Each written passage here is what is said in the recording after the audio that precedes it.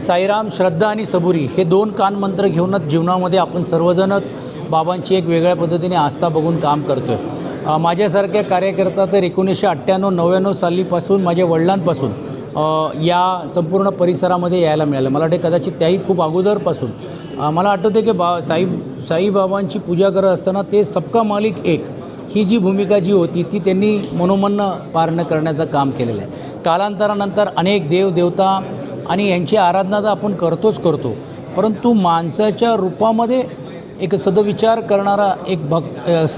करणारा एक संत आणि त्याला देवाची प्रकृती ही सर्वसामान्य लोक ज्यावेळी करत असतात हे खरोखरच एक मोठी गोष्ट आहे. आणि त्याचा एक भाग म्हणूनच मी आज नतमस्तक होण्यासाठी आलो.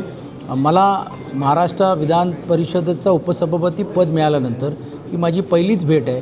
त्यांच्याकडे नतमस्तक होत असताना त्यांनी दिलेले या सर्व गोष्टीचा आभार मानत असताना माझ्या हातातून चांगलं कार्य आणि विशेषतः उपेक्षित समाजाला न्याय मिळो अशी मी अपेक्षा व्यक्त करण्यासाठी आज इकडे आलो.